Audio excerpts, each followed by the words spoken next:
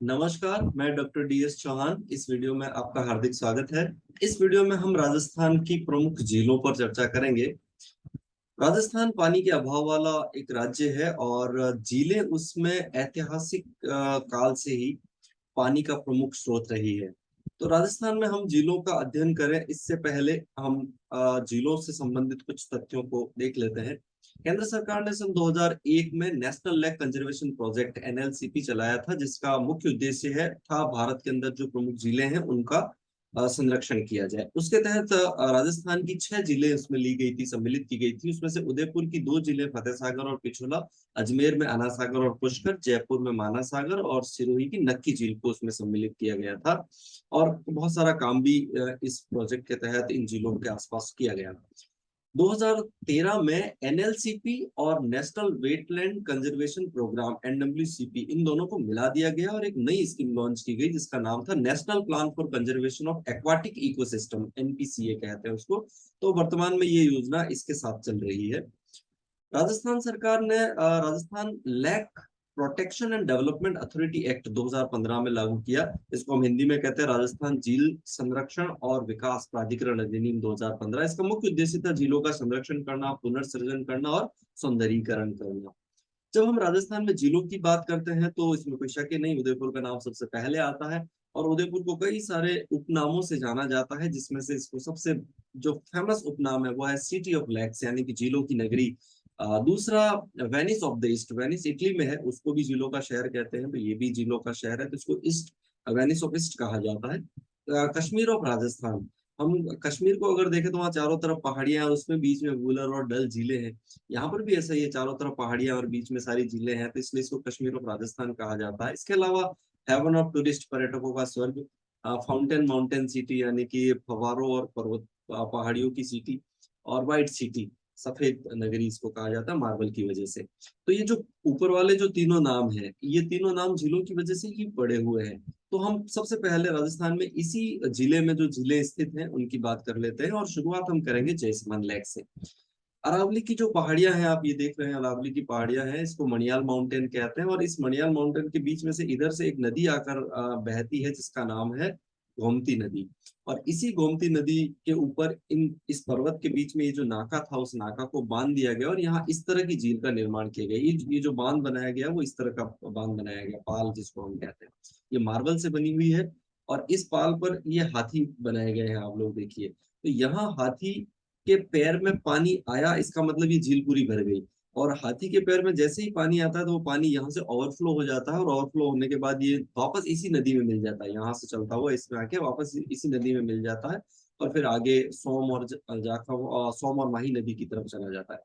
तो ये पूरी जो झील है ये इस तरह से बनाई गई है। और इसको अगर हम ध्यान से देखेंगे तो दोनों माउंटेन है, एक तरफ ये दिखाई देता है, इसके ऊपर भी एक महल बनाया गया था उस समय रहने के लिए। तो इस झील का जो निर्माण है वो महाराजा जय सिंह जी ने गोमती नदी पर 1687 से 1691, मतलब जो मेजर कंस्ट्रक्शन किया गया वो सिर्फ 4 साल के अंदर ही कर दिया गया था। आज भी इतनी बड़ी झील अगर हमें बनानी हो तो 15 से 20 साल लग जाते हैं इतनी बड़ी टेक्नोलॉजी के साथ। लेकिन उन्होंने उस समय हाथियों और गधों पर ये मटेरियल सारा जो है वो ट्रांसपोर्ट किया था, और 4 साल के अंदर ही इतनी बड़ी झील का निर्माण कर दिया था। इसका जो इनोग्रेशन हुआ था वो 2 जून 1991 को 1691 को कर दिया था महाराणा जय सिंह जी ने। 1970 तक ये दुनिया की सबसे बड़ी मैन मेड लेक रही। 1970 में मिस्र के अंदर नाइल नदी पर असवान डैम बना दिया गया और उसके बाद में वो सबसे बड़ी बन गई। हालांकि वो डैम था, झील और डैम में फर्क होता है। झील में कोई भी गेट नहीं होता है, डैम जो बनाए जाते हैं उनमें यहाँ गेट होते हैं, जैसे ही भरते हैं उसको खोलते हैं पानी बाहर निकल जाता है। लेकिन ये झील कैटेगरी, हालांकि वो डैम था लेकिन फिर भी वो एक बड़ा man made water body structure था। तो ये तब तक, आज भी इस झील को ये कहा जाता है कि ये, तो कहीं लिखते हैं कि दुनिया की दूसरी बड़ी है, कहीं एशिया की दूसरी बड़ी भी लिखी जाती है। खैर जो भी हो, ये लाइन आज भी इसके साथ जुड़ी रहती है। लेकिन इसमें कोई शक नहीं कि 1970 तक तो ये सबसे बड़ा वाटर रिसोर्स था जो कि इंसानों द्वारा बनाया हुआ है। इसका निकनेम है ओशियन ऑफ विक्ट्री। मार्बल से बनी हुई 366 मीटर लंबी दीवार है ये 366 पूरी मार्बल से बनी हुई है। 37 मीटर इसकी हाइट भी है। जो झील है उसकी जो लंबाई है वो लगभग 15 किलोमीटर है, और चौड़ाई भी लगभग 8 किलोमीटर है। हर जगह अलग अलग होती है लेकिन औसतन 8 किलोमीटर ये चौड़ी झील है। पूरी इसके चारों तरफ अगर हम चक्कर लगाएंगे तो 48 किलोमीटर लंबा सफर तय करना पड़ेगा, और 87 स्क्वायर किलोमीटर एरिया में ये फैली हुई है। जब भी कोई झील देखने जाता है तो वो इस पाल पे खड़ा होकर झील देखता है तो वहां तो ये नदी ही नजर आती है। झील तो पूरी पीछे की तरफ है, बहुत बड़ी झील है, पूरा समुद्र है पीछे की तरफ अगर हम देखें तो। ऐसा माना जाता है कि ये झील गोमती नदी पर बनाई गई है, लेकिन सामान्यतः ये कहा जाता है कि इसमें 9 नदियां और 99 नाले आकर मिलते हैं। इसके अंदर कई सारे टापू हैं, जिसमें से ये सबसे बड़ा टापू है, इसको बाबा का मगरा कहा जाता है, बाबा का मगरा। इसी तरह से एक छोटा टापू भी है, इसको पायरी कहा जाता है, और भी कई सारे टापू यहाँ पर मौजूद है। एक और टापू है, यहाँ पर एक रिसोर्ट भी बना हुआ है, अगर हम ध्यान से देखें। इस झील से इरिगेशन तो होता ही है, श्यामपुरा और भाट नामक 2 नहरें निकाली गई है, और वर्तमान में उदयपुर के लिए ये सबसे प्रमुख पेयजल स्रोत है। यहीं से सारा पानी लिफ्ट करके वहां पहुंचाया जाता है। इस झील का जो पुराना नाम है वो ढेबर है। ऐसा माना जाता है कि यहाँ पर जब कंस्ट्रक्शन शुरू किया गया था तो बार बार पानी आता था और वो सारा टूट के चला जाता था, बह के चला जाता था। तो किसी ने फिर बताया कि अगर कोई जिंदा आदमी यहाँ पर समाधि ले ले तो उसके बाद ये नहीं टूटेगा। तो ऐसे में फिर राजा ने जनता में ये बात फैलाई कि यहाँ कोई समाधि लेना चाहता है, तो वहाँ ढेबा पटेल नाम का एक इंसान, उन्होंने कहा कि मैं मतलब अपनी मर्जी से समाधि लेने के लिए तैयार हूँ। तो उन्होंने यहाँ समाधि ली, और उसके बाद जिंदा समाधि ली, और उसके बाद इस झील को बनाया गया। तो फिर ये नहीं टूटी, ऐसा माना जाता है, ऐसा कहा जाता है। तो ये जो ढेबा पटेल जो नाम था, उनके नाम पर ये झील का पहले नाम ढेबर झील रखा गया था, और उसके बाद में फिर जो बनाने वाले थे महाराजा जय सिंह जी, उनके नाम से इसको जय समंद कर दिया गया। समंद का मतलब बड़ा पानी का हिस्सा। अब हम जयसमंद से इस तरफ आते हैं, वापस उदयपुर शहर की बात करते हैं, जिसे हम जिलों की नगरी कहते हैं। तो यहाँ पर 9 जिले बनी हुई है पर्टिकुलर उदयपुर शहर के अंदर, और वो कौन कौन सी है आप देखिए। दूध तलाई, ये उदयपुर में बनी हुई सबसे पहली झील है। उसके बाद में पिछोला बनी, फिर उसके बाद उदय सागर का नाम नंबर आया, उसके बाद जना सागर या बड़ी तालाब जिसको हम कहते हैं वो बना, उसके बाद रंग सागर, फिर फतेह सागर, उसके बाद में यहाँ पर गोवर्धन सागर, उसके बाद स्वरूप सागर, और अंत में रूप सागर। ये सारी झीलें 14वीं सदी से लेकर 19वीं सदी तक अलग अलग राजाओं ने अलग अलग समय में बनाई है। जैसे जैसे उदयपुर बढ़ता गया, उसकी जनसंख्या बढ़ती गई, हर एक राजा ने, हर एक जो यहाँ के महाराणा थे, उन्होंने अलग अलग झील बनाते गए। यही कारण है कि उदयपुर में कभी बहुत भयंकर सूखे का दौर नहीं आया, और ना ही कभी बहुत ज्यादा बाढ़ का दौर आया, क्योंकि ये सारी झीलें थोड़ा थोड़ा पानी इधर उधर रोक लेती है। हमने पहले कहा था पिछले वीडियो में कि उदयपुर चारों तरफ से पहाड़ियों से घिरा हुआ है, एक बेसिन है अंदर की तरफ, उसको हम गिरवा कहते हैं, और गिरवा के अंदर ये जो पानी गिरता है वो सारा पानी इन झीलों के अंदर रोक ले जाता है। तो ये बारिश के पानी को कंजर्व करने का ऐतिहासिक बहुत सशक्त उदाहरण हम कह सकते हैं, कि बिल्कुल पानी बाहर की तरफ नहीं जाता है, और सारी झीलें ओवरफ्लो होती है। ऐसा तो इतिहास में बहुत कम समय में ही हुआ है। तो सारी झीलें एक दूसरे से जुड़ी हुई भी है। थोड़ा थोड़ा पानी जैसे इनमें इकट्ठा होता है, दूसरी में शिफ्ट हो जाता है, दूसरी से तीसरी में शिफ्ट हो जाता है। तो सारा जो व्यवस्था बनी हुई है वो यूनिक व्यवस्था है पूरी दुनिया भर के लिए।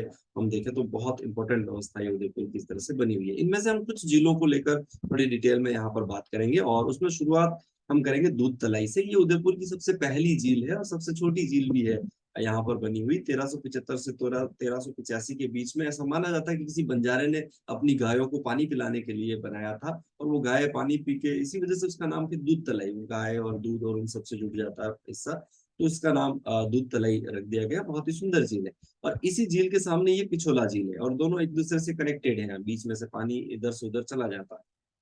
आगे अगर हम पिछोला झील की बात करें तो उसका निर्माण राणा लाखा के शासनकाल में 1382 से 1392 एडी के बीच में हुआ है, और उसके बाद में इसका जो जीर्णोद्वार है या मरम्मत हम कहें या रिनोवेट जो किया, वो महाराणा उदय सिंह जी ने किया। उदय सिंह जी सेकंड, द्वितीय ने 1559 में जब उन्होंने उदयपुर बसाया था। तो उदयपुर बसाने के नाम पर इन्होंने यहाँ महल बनाए थे, जो आज भी एसीटी पैलेस के नाम से जाना जाता है। और आगे वाला ये पूरा हिस्सा, फिर यहाँ दूध तलाई है, और ये पिछोला है। यहाँ पर करणी माता का मंदिर है, इसको मासला मगरा कहा जाता है, और ये गुलाब बाग है।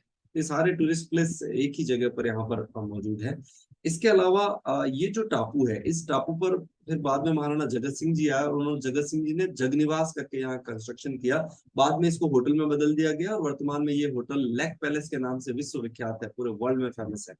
इसी तरह से ये जो टापू अगर आप देखेंगे तो इस टापू को जग मंदिर कहा जाता है, और इसका निर्माण वैसे महाराणा उदय सिंह जी ने ही करवा दिया था, लेकिन बाद में महाराणा जगत सिंह जी ने इसका भी पुनर्निर्माण करवाया वापस से, तो फिर इसका नाम जग मंदिर रख दिया गया।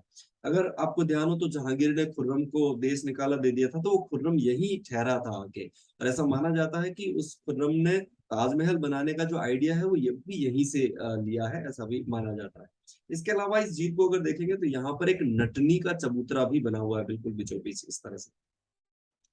उसके बाद हम उदय सागर झील की बात करेंगे। इसका निर्माण महाराणा उदय सिंह जी ने ही कराया था, उदय सिंह जी सेकंड, जिन्होंने उदयपुर बसाया, और उसी समय 1559 से लेकर 1565 तक इसका निर्माण कार्य चला। यहाँ पर अगर आप ध्यान से देखेंगे तो ये अरावली की पहाड़ी और ये बीच में नाका है, जहां से वो आयड रिवर, जिसे हम बेड़च भी कहते हैं, वो नदी यहाँ से निकलती है बाहर। तो इस नाके को यहाँ पर बांध दिया गया। अभी मैंने आपको कहा था कि उदयपुर चारों तरफ पहाड़ियों से घिरा हुआ है, इसलिए उदयपुर वहां बसाया गया था ताकि कोई मुगल उस पर आक्रमण ना कर सके। लेकिन ये एक ऐसा रास्ता था जहां से आसानी से दुश्मन उदयपुर में प्रवेश कर सकता था। तो उदय सिंह जी ने इसलिए इस नाके को यहाँ बनवा दिया और बांध के पीछे झील बना दी। अब अगर इस झील को कोई तोड़ता है तो ये सारा पानी आएगा और वो खुद ही बह जाएगा, और अगर इसको तैर कर पार करने की कोशिश करेगा तो इसके अंदर मगरमच्छ पाल रखे थे। तो सुरक्षा की दृष्टि से ये झील बनाई गई थी यहाँ पर। अगर इसमें इमेज में आप देखेंगे तो ये देखो, दोनों पहाड़ ये रहे और बीच में वो नाका है, उसको बांध दिया गया और इधर मगरमच्छ पाल लिए थे। तो इस तरह से सुरक्षा के लिए ये झील महाराणा उदय सिंह जी ने बसाई थी।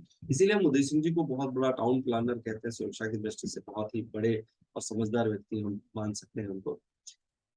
तो एक उदय सागर से जुड़ी हुई एक और कहानी ये है कि 1573 के अंदर कुंवर मान सिंह महाराणा को समझाने, महाराणा प्रताप को समझाने आए थे कि वो अकबर के साथ दोस्ती कर ले। तो उनकी जो मीटिंग है वो भी इसी झील के किनारे पर हुई थी। तो महाराणा ने वहां पर मना कर दिया था और वो उससे कुंवर मान सिंह नाराज भी हुए थे, उन्होंने उसको अपना अपमान समझा। और उसके बाद वो 1576 में फिर उसका परिणाम ये आया कि हल्दी घाटी का युद्ध लड़ा गया था। इस तरह से उदय सागर जो है वो काफी इंपॉर्टेंट झील रही है। वर्तमान में ये राजस्थान की सबसे प्रदूषित झीलों में से एक मानी जाती है। इसका कारण ये है कि इधर से ये आयड़ नदी आती है और उदयपुर का सीवेज का सारा पानी उस आयड़ नदी से होता हुआ इसी झील के अंदर मिल जाता है, इसलिए हम सबसे पॉल्यूटेड लेक की श्रेणी में भी वर्तमान में इसको हम रखते हैं। अगला है जना सागर, या जिसको हम बड़ी तालाब भी कहते हैं। इसका निर्माण महाराणा राज सिंह जी ने 1652 के अंदर करवाया था। ये भी अरावली की पहाड़ियां हैं और आप ध्यान से देखेंगे तो यहाँ पर वो नाका है, इसको बांध दिया गया है। अगर आप ध्यान से इसको देखेंगे तो ये दोनों पहाड़ियां और बीच में ये यहाँ पर डैम साइट है, कंस्ट्रक्शन कर दिया गया और फिर ये पीछे पूरा पानी भर गया इस तरह से। ये तो इसको हम जना सागर या बड़ी तालाब भी कहते हैं या बड़ी लेक भी कहते हैं। अगली झील है फतेह सागर। इसका निर्माण सबसे पहला तो राणा जय सिंह जी ने ही करवाया था 1678 के अंदर। लेकिन बाद में इसका रिनोवेट जो करवाया गया या पुनर्निर्माण जो करवाया गया वो फतेह सिंह जी ने करवाया 1890 में। इसका जो पहला निर्माण है वो जब करवाया गया था महाराणा जय सिंह जी ने, तो उस समय इसको देवाली तालाब, क्योंकि इधर एक देवाली गांव है तो उसके नाम से इसको देवाली तालाब भी कहा जाता था। लेकिन बाद में क्या हुआ, बहुत तेज बाढ़ आई और वो 1889 में वो पूरा बह के चला गया हिस्सा। तो फिर फतेह सिंह जी ने इसको वापस बनाया। लेकिन उस समय जो इस झील का, इस पाल का, ये पूरी पाल है यहाँ पर आप ध्यान से देखेंगे, इसका जो शिलान्यास किया गया था वो विक्टोरिया, ब्रिटेन की जो महारानी विक्टोरिया, उसका तीसरा बेटा था। उसको हम ड्यूक के कनाट के ड्यूक कहते हैं, तो उसके नाम से इसको कनाट सागर भी कहा जाता था बीच में। लेकिन बाद में फिर फतेह सागर नाम रख दिया गया, फतेह सिंह जी ने अपने नाम के ऊपर इसका नाम रखा। अगर हम इस झील को भी ध्यान से देखें तो इससे कई सारे सवाल यहाँ पर बनते हैं। एक तो सबसे इम्पोर्टेंट बात यह है कि ये वाला जो गार्डन है उसको हम नेहरू गार्डन कहते हैं, तो ये कई सवाल पूछते हैं कि नेहरू गार्डन किस झील के अंदर स्थित है। दूसरा, आप ये जो टापू देखेंगे यहाँ पर एकमात्र ऐसी वेधशाला जो पानी के अंदर है वो उदयपुर की इसी झील फतेह सागर के अंदर ही बनी हुई है। ये 1975 के अंदर बनाई है। इसको बनाने का श्रेय डॉक्टर अरविंद भटनागर को जाता है। बेसिकली संयुक्त राज्य अमेरिका में जो दक्षिणी कैलिफोर्निया, वहाँ एक बिग बियर झील है, उसके अंदर भी इसी तरह की सोलर ऑब्जर्वेटरी बनी हुई है, तो उसी की तर्ज पर ये बनाया गया है। साथ ही यहाँ पर 2012 में फ्रांस और बेल्जियम की सहायता से मास्ट मल्टी एप्लीकेशन सोलर टेलीस्कोप भी लगाया गया है, जो कि सूर्य संबंधी अध्ययन अभी वर्तमान में यहाँ से हो रहा है। इस तरह से ये जो झील है वो भी बड़ी महत्वपूर्ण है और ये दोनों टापू है। साथ ही इस झील में यहाँ इसके किनारे पर अगर हम ध्यान से देखें तो एक फिश एक्वेरियम गैलरी भी बनाई गई है यहाँ पर, इस झील के बिल्कुल किनारे पर यहाँ। और इसी झील के किनारे यहाँ पर मोती मगरी है, जो कि महाराणा प्रताप से जुड़ी हुई जगह है। और साथ ही इसके पीछे यहाँ सहेलियों की बाड़ी भी बना हुआ है। तो यहाँ भी कई सारी जो पर्यटन स्थल है वो एक साथ ही है। साथ ही इस झील के इस तरफ अगर देखें तो राजीव गांधी गार्डन भी अभी वर्तमान में बनाया गया है यहाँ पर, इस तरह से। अगली अब हम उदयपुर के बाद आगे झील ले रहे हैं, पुष्कर झील, जो कि अजमेर में स्थित है। ये जो पुष्कर झील है, इसको राजस्थान की सबसे पवित्र झील, इवन भारत में भी बहुत पवित्र झील मानी जाती है। ब्रह्मा जी और सावित्री जी का मंदिर भी है। ऐसा माना जाता है किंवदंती के तौर पर कि ब्रह्मा जी के हाथ से फूल गिरने से इसका निर्माण हुआ, ये किंवदंतियां हैं। लेकिन भूगोल में अगर हम बात करें या साइंटिफिक तरीके से हम बात करें, तो ये एक ज्वालामुखी क्रेटर माना जाता है। और ज्वालामुखी क्रेटर क्या होता है, हम इस इमेज से समझ लेते हैं। जब धरातल के नीचे ज्वालामुखी विस्फोट होकर बाहर आने की कोशिश करता है, तो वो पतले पाइप से लावा बाहर आता है, और बाहर वो विस्फोट करके एक बहुत बड़ी हिस्से को उड़ा देता है वहां से, और वहां एक गड्ढा बन जाता है। फिर लावा निकलकर बाहर निकलकर लावा किनारे पर जम जाता है, और फिर ये गड्ढा खाली रह जाता है।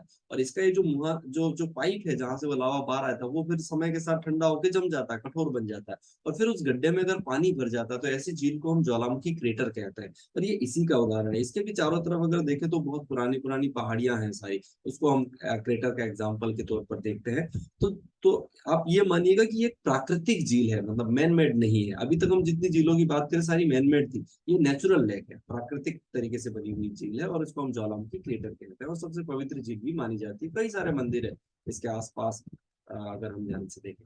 अगर हम अजमेर को ध्यान से देखें, तो यहाँ पर देखिए, ये आना सागर झील है, ये फॉय सागर है, और वो पुष्कर है, बीच में ये पहाड़ है पूरा इस तरह से यहाँ।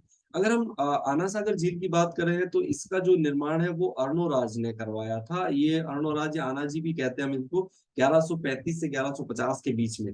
आना जी जो है वो पृथ्वीराज चौहान के दादाजी थे, उन्होंने ये इस झील का निर्माण यहाँ पर करवाया था। इस झील के किनारे पर जहांगीर ने दौलत बाग बनवाया, जिसको आजकल हम सुभाष गार्डन कहते हैं। इसी तरह से शाहजहां ने बारादरी करके कंस्ट्रक्शन करवाया था। तो ये झील भी बहुत इंपॉर्टेंट है। और देखिए चारों तरफ अजमेर बसा हुआ है इसके, इस झील के चारों तरफ। ये भी हालांकि अभी प्रदूषित झील है, एक तरह से बहुत पॉल्यूशन इसमें हो गया है। साथ ही यहाँ देखिए फॉय सागर, ये इंजीनियर कर एक फॉय करके इंजीनियर थे, उन्होंने बनाया था। एक्चुअली क्या होता था, ये सारा पानी इकट्ठा होकर के इधर आता था आना सागर की तरफ, और यहाँ भारी बाढ़ें आया करती थी। तो इस बाढ़ को रोकने के लिए यहाँ पर डैम बना दिया, और इस पानी को यहीं रोक लिया गया, ताकि वो बाढ़ की समस्या खत्म हो जाए। तो इसको फॉय सागर कहते हैं। तो ये तीनों जिले आप देख सकते हो, आना सागर, फॉय सागर और ये पुष्कर। अगली झील है गढ़ीसर लेक, या गढ़सीसर कहते हैं। ये झील जैसलमेर में स्थित है। इसका पहला निर्माण तो रावल जैसल ने 1156 एडी में ही करवा दिया था। लेकिन इसका पुनर्निर्माण अगर हम कह रिबिल्ड जो है, वो महारावल गढ़सी सिंह जी ने करवाया 1367 के अंदर। तो फिर उन्होंने अपने नाम से इस झील का नाम गढ़सी सर या गढ़ी सर लेक कर दिया गया। ये देखिए छोटी सी झील है, लेकिन बहुत ही सुंदर है। इसके किनारे किनारे पर पीले पत्थरों से जो कंस्ट्रक्शन किया गया है, वो देखने लायक है। सुबह शाम ऐसा लगता है जैसे पूरे हिस्से में किसी ने सोना ही बिखेर दिया हो, ऐसा। तो यहाँ पर तो ये झील है, और यहाँ पर ये किला है जिसको हम सोनारगढ़ कहते हैं। ये भी पीले पत्थरों से ही बना हुआ है। ये दोनों आसपास ही है। तो ये गढ़सी सिंह जो बहुत पुरानी झील है, अगर हम देखें तो गढ़सी सिंह जी के हाथों बनी हुई, जैसलमेर के। ये देखिए इसके किनारे पर जो पीले पत्थरों से कंस्ट्रक्शन किया गया, वो इस तरह का कंस्ट्रक्शन है, और ऐसा लगता है सुबह शाम की बिल्कुल सोने की चादर बिछी हुई हो। बहुत सुंदर झील है। अगली झील है राजसमंद झील। और अगर जब इस झील की बात करें, तो ये भी गोमती नदी के ऊपर ही बनी हुई है, और राजसमंद जिले के अंदर ये झील स्थित है।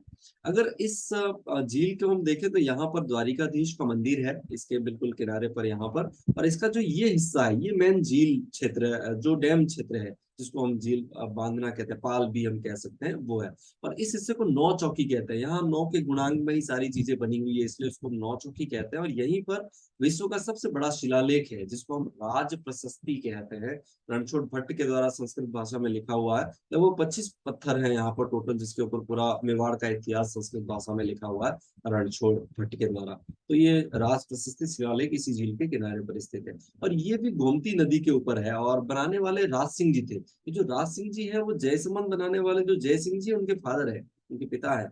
और यहाँ पर भी ये झील बार बार बांधते थे तो टूट जाती थी। तो यहाँ अभी एक एक पतिव्रता पत्नी ने समाधि ली है, जिसका नाम घेवर था। तो उसी के नाम से घेवर माता का मंदिर यहाँ पर बनाया उन्होंने, घेवर माता करके मंदिर बनवाया उनके नाम पे, जिन्होंने यहाँ समाधि ली थी। ऐसी किंवदंतियां यहाँ पर प्रचलित है। तो ये झील भी बहुत बड़ी झील है, और बहुत इंपॉर्टेंट झील जिसे हम कह सकते हैं राजसमंद। नेक्स्ट है नक्की झील। ये सिरोही जिलों में माउंट आबू के ऊपर स्थित है नक्की झील। इसके बारे में भी बहुत सारी किंवदंतियां हैं। ऐसा कहा जाता है, कहीं लिखा मिलता है कि ऋषियों ने नाखून से खोदी है इसलिए नक्की नाम है, कहीं का देवताओं ने नाखून से खोदी है, इसलिए इसका नाम नक्की झील है। एक कहानी ऐसी भी चलती है कि रसिया बालम नाम का कोई व्यक्ति था जिसका यहाँ की राजकुमारी से मतलब उससे प्यार हो गया था, और राजा ने शादी कराने के लिए ये शर्त रखी थी कि कोई एक नाइट में ही झील बना दे, रात में झील बना दे खोद के, बिना हथियारों से, बिना औजारों से, तो मैं उसकी शादी कर लूंगा। तो ऐसा माना जाता है कि रसिया बालम ने एक नाइट में ही ये झील खोदी। ऐसी सारी किंवदंतियां हैं।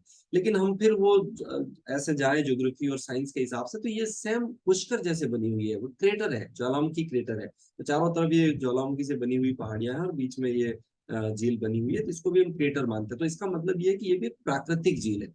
याद रहे, पुष्कर और ये नक्की प्राकृतिक झील है। बाकी राजस्थान की मैक्सिमम झीलें ऐसी जो बनाई गई है, इंसान ने बनाई है, लेकिन ये नेचुरली बनी हुई झील है, तो इसको मैं नक्की झील भी मानता हूँ। और राजस्थान की सबसे ऊंची झील कहा जाता है, सबसे ज्यादा हाइट पर बनी हुई झील हम इसको मानते हैं। इसके अलावा कोलायत झील है बीकानेर के अंदर। ये कपिल मुनि का आश्रम था यहाँ पर, और ऐसा माना जाता है कि इसको हम ओएसिस कहते हैं। ओएसिस का मतलब नकली स्थान, जहाँ चारों तरफ मरुस्थल है, रेत है, सूखा है, वहां थोड़ा पानी और हरियाली हो, तो ऐसी जगहों को हम ओएसिस, नकली स्थान कहते हैं। तो ये ओएसिस का उदाहरण है राजस्थान के अंदर जो कोलायत झील है वो। जोधपुर की अगर हम बात करें तो यहाँ कायलाना झील बनी हुई है, और यहाँ पर बालसमंद झील है। दोनों एक साथ आप देख सकते हैं, पतली पतले लीनियर पैटर्न में दोनों झीलें हैं, कायलाना और ये बालसमंद। साथ ही इस तरफ एक उम्मेद सागर झील भी और बनी हुई है, वो भी जोधपुर के अंदर ही है। अगर हम इन सारी झीलों को, मीठे पानी की जो झीलें हैं उनको हम ध्यान से देखें, तो एक साथ हम बात करते हैं उदयपुर। उदयपुर के अंदर ये सारी झीलें हैं, अजय समंद, पिछोला, फतेह सागर, उदय सागर, झना सागर, जिसे हम बड़ी तालाब भी कहते हैं, स्वरूप सागर, गोवर्धन सागर, रूप सागर। अजमेर में हम बात करेंगे तो पुष्कर, आना सागर, फय सागर, बिसलसर, इस तरह की झीलें यहाँ पर है। नक्की झील सिरोही के अंदर, राजसमंद झील राजसमंद में, जैसलमेर के अंदर गड़ीसर जिसकी हमने बात की थी। इसके अलावा एक अमर सागर झील भी है, एक बूझ करके झील भी यहाँ पर मौजूद है। बीकानेर के अंदर कोलायत और गजनेर, जोधपुर के अंदर कायलाना, बालसमंद, उम्मेद सागर, मैंने मैप पे बताई भी थी आपको। इसके बाद हम जयपुर, कनोता और माना सागर, यहाँ इंपॉर्टेंट झीलें हैं। अलवर के अंदर सिलीसेड और जय सागर, इसको कभी कहीं कहीं जय समंद या जय समुद्र भी लिखा हुआ है, तो वो झील यहाँ पर है। धौलपुर के अंदर तालाब ए शाही झील मौजूद है। कोरडी सागर ये यहाँ पर टॉप के अंदर। बूंदी के अंदर जेत सागर, नवल सागर, कनक सागर, ये सारी झीलें हैं। और डूंगरपुर में गैप सागर, और बांसवाड़ा के आनंद सागर, और डायापलाब झील। इसी तरह से हनुमानगढ़ के अंदर तलवाड़ा झील, जो कि गग्गर नदी के पास में स्थित है। तो ये सारी मीठे पानी की झीलें राजस्थान के अंदर जो इम्पोर्टेंट है। इसके अलावा भी बहुत सारी झीलें राजस्थान के अंदर और भी मौजूद है, लेकिन ये कुछ मेजर थी जो मैंने आपको यहाँ डिस्ट्रिक्ट वाइज बताई, और इन पर ज्यादातर डिस्ट्रिक्ट सवाल बनता है। और जिन झीलों के बारे में डिटेल में पूछा जाता है वो मैंने आपको पीछे डिटेल में भी बताई। अब हम राजस्थान की खारे पानी की झीलों की बात करेंगे। अगर हम वेस्टर्न राजस्थान की तरफ देखें तो वहां कुछ झीलें ऐसी हैं जो खारे पानी की झीलें हैं, और जब हम राजस्थान की खारे पानी की झीलों की बात करेंगे तो उसमें से सांभर झील का नाम सबसे पहले आता है। इसको सॉल्ट लेक ऑफ राजस्थान भी कहा जाता है, या गिफ्ट ऑफ थार डेजर्ट भी इसको कहा जाता है। ये जो झील है वो तीन झीलों के बीच में स्थित है, इधर जयपुर है, इधर नागौर है, और इधर अजमेर है। तीनों की बाउंड्री इससे मिलती है। तो इस तरह से यहाँ पर एक कस्बा है जिसका नाम है सांभर, वो जयपुर के अंदर है। इधर एक कस्बा है नावा, जिसका नाम वो नावा नाम है, और वो नागौर का है। और इधर अजमेर का हिस्सा भी इससे मिलता है। तो इस तरह से तीन जिलों के बीच में ये झील स्थित है यहाँ पर। इस तरह से यहाँ नमक बनाने का काम होता है, लार्ज स्केल पर यहाँ सॉल्ट का निर्माण होता है, मतलब कारखाने यहाँ कई सारे जो नमक बनाने का काम करते हैं। इसके कुछ जो साइलेंट फैक्ट्स हैं उनकी हम बात कर लेते हैं। ये 32 किलोमीटर लंबी झील है। ऐसे अगर हम देखें, आप सोचो 32 किलोमीटर कितना बड़ा दायरा होगा। और चौड़ाई हर जगह अलग अलग है, 3 से 12 किलोमीटर तक चौड़ी है। फुल भर जाती है तो चौड़ाई और भी बढ़ जाती है इसकी। एरिया लगभग 230 स्क्वायर किलोमीटर है। फुल भरने के बाद जो एरिया बनता है वो 230 स्क्वायर किलोमीटर है। लगभग 2 लाख टन जो शुद्ध नमक है हर साल यहाँ से निकलता है इस झील से, 2 लाख टन। तो ये थोड़ा बहुत ऊपर नीचे चलता रहता है, लेकिन अप्रोक्स 2 लाख टन हर साल यहाँ से निकाला जा रहा है, जो कि भारत का लगभग 9% है। यानी कि इंडिया में जितना नमक बनता है उसका लगभग 9%। ये कभी कभी थोड़ा परसेंट साल दर साल इधर उधर होता है, 8.5, 8.7, 9% हम मान सकते हैं लगभग। तो 9% नमक यहाँ से भारत का निकलता है। और इसी तरह से इंडिया के अंदर झीलों से नमक बनाने वाला ये सबसे बड़ा स्टेट भी है, और ये सबसे बड़ी झील भी है। दोनों ही मामलों में सबसे बड़ी है। यहाँ पर जो नमक बनाने का काम है वो 1958 में एक भारत के अंदर फर्म स्थापित हुई थी जिसका नाम था हिंदुस्तान सॉल्ट लिमिटेड। इसका मुख्यालय जयपुर के अंदर ही है। तो ये यहाँ पर इसकी एक शाखा है जिसका नाम है सांबर सॉल्ट लिमिटेड। इसकी स्थापना 1964 में हुई थी यहाँ पर, सांबर कस्बा है, इस कस्बे के अंदर। तो वो यहाँ से नमक बनाने का काम वर्तमान में करती है। इस झील के अंदर कई सारी नदियां आके गिरती है जिसमें से चार बड़ी मेजर है, मेड़ा, रूपनगढ़, खारी और खंडेला। ऐसा माना जाता है कि नदियां इस झील के अंदर वो सारा नमक लेके आती है। 1990 में, मार्च 1990 में इसको रामसर वेटलैंड साइट का दर्जा दे दिया गया था। आपने सुना होगा रामसर जो वेटलैंड साइट है वो एक कन्वेंशन हुआ था, Ramsar convention on wetland in Iran, Iran के अंदर 2 फरवरी 1971 की बात है, जब ये सारी नम भूमियों को दर्जा दिए जाने का काम शुरू हुआ यहाँ से। तो इसलिए ऐसी जो साइट्स होती है उनको हम रामसर साइट्स कहते हैं। तो राजस्थान के अंदर 2 रामसर साइट्स हैं, एक तो ये सांबर झील और एक केवला देव गना पक्षी, उसको 1981 में ही वो दर्जा मिल गया था। ये सेकंड है। अभी राजस्थान में 2 ही ऐसी जगह हैं जो जिसको रामसर का वेटलैंड कहा जाता है, एक तो केवला देव और एक ये सांभर लेक। तो अब सवाल, एक बहुत बड़ा डाउट ये खड़ा होता है और एक बहुत विवाद का विषय भी है कि इस झील में इतना नमक आता कहाँ से है, क्योंकि 9% नमक, या हम कह रहे हैं 2 लाख टन नमक हर साल निकाल दिया जाता है, फिर भी इसमें कभी नमक कम नहीं होता। तो ये सारा नमक कहाँ से आ रहा है, इसके पीछे कई सारे हाइपोथेसिस है। इसमें से मैं आपको 3-4 जो जो ज्यादा प्रचलित मत है वो मैं आपको यहाँ पर बता रहा हूँ कि नमक यहाँ कहाँ से आया।